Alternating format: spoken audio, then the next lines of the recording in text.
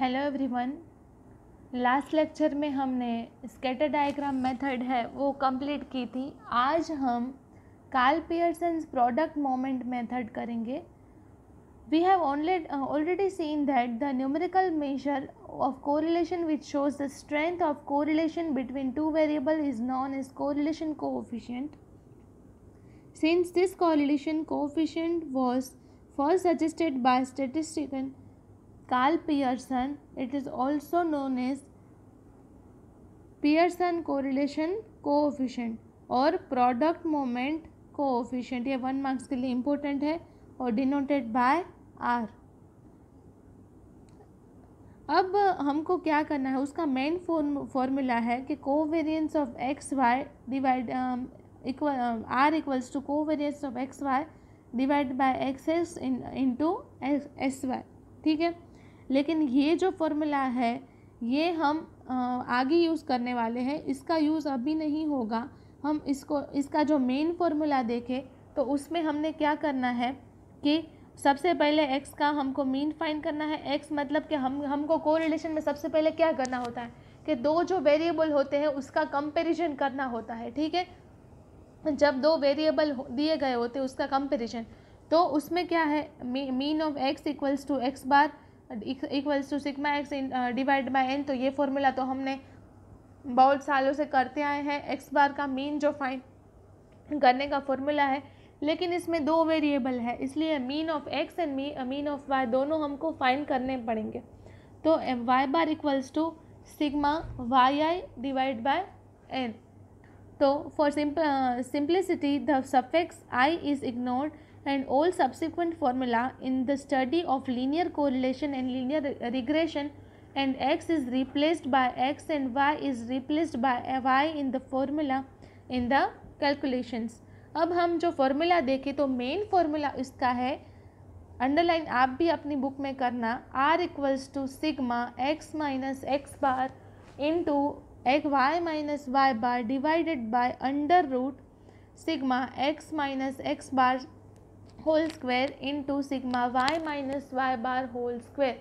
ये उसका फॉर्मूला है, ये आपको याद रखना है क्योंकि ये बहुत इंपॉर्टेंट फॉर्मूला है। लेकिन एक बात याद रखना कि आर फाइंड करने के लिए ये फॉर्मूला तब भी यूज़ होगा जब एक्स बार और वाई बार का आंसर फ्रैक्शनल नहीं होगा, नॉर्मल नंबर होगा। जो फ्रैक्शनल नंबर होगा तो हमारे पास दूसरा फॉर्मूला है, लेकिन जब नॉर्मल नंबर मिलता है तब हमारे पास ये फॉर्मूला है। Generally the above formula r is used when both means x bar and Y bar are integers. मैंने वही बोला कि एक्स बार और वाई बार इंटीजर्स होंगे तभी ये फॉर्मूला यूज़ करना है, अदरवाइज हमको ये फॉर्मूला यूज़ नहीं करना है। Now the following are alternative formula for covariance of xy divided by sx into xy। तो जो ये फॉर्मूला है वो इम्पोर्टेंट है, ये आपको याद रखना है। उसके बाद ये है एक्स बार का फॉर्मूला, ये आपको आता ही है। वाई बार तो वही है, टू वेरिएबल्स के सेम फॉर्मूलाज है। उसके बाद आपको क्या करना है, जब फ्रैक्शनल आंसर मिलता है, मैंने आपको बोला कि एक्स बार और वाई बार जब इंटीजर्स होते हैं तब हमारे पास आगे वाला फॉर्मूला था, लेकिन जब फ्रैक्शनल होता है तो क्या करना है, हमको ये फॉर्मूला लिखना है। एक्स बार और वाई बार की वैल्यू जब फ्रैक्शनल आती है तब ये फॉर्मूला इम्पोर्टेंट होगा। मैं बार बार बोल रही हूँ क्योंकि बहुत स्टूडेंट्स ये जो फॉर्मूला है उसमें मिस्टेक्स कर रहे हैं, आपको ये मिस्टेक नहीं करनी है। Generally the above formula of R is used when X bar and Y bar are fractionals. अब उसके अजम्पशंस क्या है, कार्ल पियर्सन्स के जो कोरिलेशन कोएफिशिएंट फाइंड करना है तो उसके अजम्पशंस क्या क्या होते हैं। तो फर्स्ट अजम्पशन है कि there is a linear relationship between two variables. मतलब कि टू वेरिएबल्स जो दिए गए हैं एक्स एंड वाई, हम जब स्कैटर डायग्राम मेथड करते थे तब उसमें क्या था कि दो वेरिएबल्स दिए गए होते तो उसके बीच में कुछ रिलेशन था। तो इसमें भी there is a linear relationship between two variables. And second है there is a cause effect relationship between two variables. Correlation is meaningless if there is no such relationship। मतलब cause relationship के एक जो चीज़ है उसमें जो चेंज आता है तो दूसरी चीज़ में भी चेंज आता है। कोई इंक्रीज़ होता है तो दूसरा भी इंक्रीज़ होना चाहिए, कोई इंक्रीज़ होता है तो दूसरा डिक्रीज़ होना चाहिए। कुछ रिलेशनशिप नहीं है, ऐसा कोई वेरिएबल हमने ले लिया तो उसका हम आर फाइंड नहीं कर सकते। तो ये दो अजम्पशन है, वो कार्ल पियर्सन के जो कोएफिशिएंट कोरिलेशन का फॉर्मूला है, इसमें हमको ये दोनों याद रखने हैं। अब प्रॉपर्टीज़ हम इसकी देखें, ये 2 मार्क्स के लिए बहुत इंपॉर्टेंट है। प्रॉपर्टीज़ ऑफ कोरिलेशन कोएफिशिएंट ये आपको याद रखनी है। The value of correlation coefficient lies in the interval of -1 और 1। ये याद रखना कि हम जब नंबर लाइन बनाते हैं, ऐसे हम नंबर लाइन बनाते हैं, आपने बचपन में किया ही होगा। यहाँ पे 0, यहाँ पे माइनस और यहाँ पे प्लस। तो ये जो नंबर लाइन होती है, नंबर लाइन में मतलब उसकी जो वैल्यू है आर की, वो -1 से -1 के बीच में होनी चाहिए।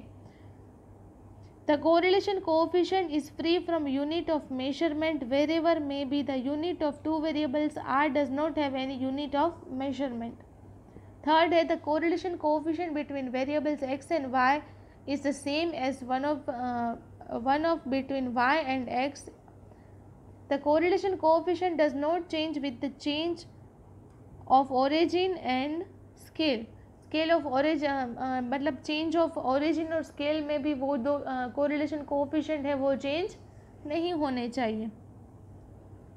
उसका एक्सप्लेनेशन देखें तो suppose the correlation coefficient of r is to be obtain between variables x and y. Now first we defined the new transform variables u and v as follows. तो यू का फॉर्मूला है x minus a divide by c x and v equals to y minus b divide by c y. अब ये हम करेंगे सम में तो आपको ज़्यादा पता चलेगा।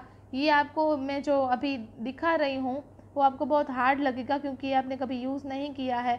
ए क्या है, सी एक्स क्या है, तो ये जब हम सम करेंगे ना तब आपको ज़्यादा पता चलेगा।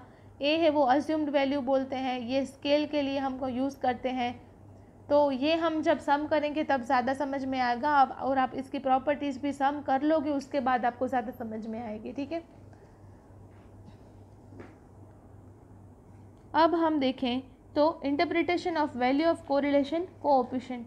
We know that the correlation coefficient shows the type and the extent of strength of the relationship between the two variables. It is necessary to interrupt the value of the correlation coefficient. After obtaining it, the type of correlation can be known by the sign of correlation coefficient and its strength can be known as numerical value. While interpreting the value of R, we should keep in mind that R denotes the type and strength of linear relationship between two variable. R है वो two variable का relation ही बताता है। In fact, we have tacitly assumed that the cause effect of or any other type of relation between them, the value of R does not necessarily indicate the cause effect relationship between two variables. In view of this fact, we shall now see how the value of R can be interpreted. अब R की value कैसे interpreted की जाती है, तो हमारा answer जब R equals to 1 आता है, हमने उसकी प्रॉपर्टी में देखा कि R की वैल्यू है वो -1 और 1 के बीच में आनी चाहिए। तो अब हमारा जो आंसर है वो 1 आता है, तब हम क्या करेंगे, तो R इक्वल्स टू 1 जब आंसर आता है तब we can say that there is a perfect positive correlation between two variables. जब R का आंसर 1 आता है तब हम उसको परफेक्ट पॉजिटिव कोरिलेशन बोलेंगे। When increase in the value of one variable results in increase in the value of other is constant proportion, then the value of R is 1. For such variables, all points on the same straight line is increasing direction in the scatter diagram. अब जब interpretation किसका करना है, -1 का, तो जब 1 का interpretation था कि परफेक्ट पॉजिटिव था, तो -1 का क्या होगा, परफेक्ट नेगेटिव कोरिलेशन। ठीक है, when it decreases in the value of one variable result in decrease in second variable, तो इसका जो R का इंटरप्रिटेशन है वो -1 होगा। अब interpretation of R equals to 0, तो 0 का इंटरप्रिटेशन क्या करेंगे हम, when we can say that there is a no linear correlation between two variables. In other words, r equals to 0 shows the absence of correlation, hence two variables are said to be linearly uncorrelated. तो जब r का answer 0 आता है तब हम बोलेंगे कि there is a no correlation, linear correlation between two variables. तो जब r का आंसर 1 होगा तब perfect positive, r equals to -1 तो perfect negative, and r equals to 0 तो अब हम बोलेंगे no linear correlation between two variables. अब हमको क्या करना है नेक्स्ट, हमने जब स्कैटर डायग्राम में पार्शियल कोरिलेशन देखा था, तो पार्शियल कोरिलेशन का इंटरप्रिटेशन कैसे होगा. तो हमको क्या करना है, if the value of r is between 0 and 1, between -1 and 0, then we can say that there is a partial correlation between two variables.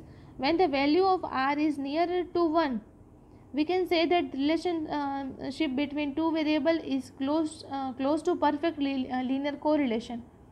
जब 1 के आसपास उसकी वैल्यू आती है तब हमको क्या बोलना है, उसका perfect close to perfect correlation, and there is a high degree of relationship between two variables. In such a case, we can obtain a reliable estimate to the change in one variable corresponding to changes in the value of other variable.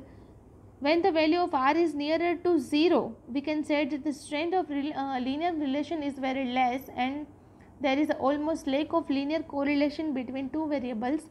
In such a case, we cannot obtain a reliable estimation of the changes in the value of one variable corresponding to the changes in the value of other variable. अब interpretation of r देखें तो हम ये number line में 0, यहाँ पे -1 और यहाँ पे +1. अब यहाँ पे -1 को हम बोलेंगे परफेक्ट नेगेटिव, 0 को लैक ऑफ कोरिलेशन और 1 को perfect positive correlation. Generally we start correlation of r by finding x bar and y bar. हम जब कैलकुलेशन करते हैं तो x बार और y बार फाइंड करते हैं, but it is not necessary. We can select any suitable values of any constant a b. लेकिन हम x बार और y बार फाइंड करके ही सम करेंगे, ईजीएस्ट मेथड है. और फिर for given data two variables the value of correlation coefficient r remains the same by using any form of formula of r of Karl Pearson's method. So आज हमने interpretation of r किया, interpretation of value of correlation coefficient किया, तो -1 का, +1 का और 0 का interpretation किया, और हमने उसकी प्रॉपर्टीज़ देखी, और हमने आज 2 फॉर्मूलाज किए, एजम्पशंस देखे कार्ल पियर्सन के. तो होम असाइनमेंट में आपको क्या करना है, ये फॉर्मूला लिखना है, ये 2 फॉर्मूलाज लिखने हैं. उसके बाद आपको जो फ्रैक्शन वाला फॉर्मूला था कि जब x बार और y बार की वैल्यू फ्रैक्शंस में आती है तो आपको ये फॉर्मूला लिखना है. Assumptions of Karl Pearson correlation लिखने हैं. उसके बाद आपको उसकी प्रॉपर्टीज़ लिखनी है, और उसके बाद आपको इंटरप्रिटेशन भी लिखना है. अब हम स्टैटिस्टिक्स के सम्स है चैप्टर नंबर 2 के, वो नेक्स्ट लेक्चर से स्टार्ट करने वाले हैं. Thank you.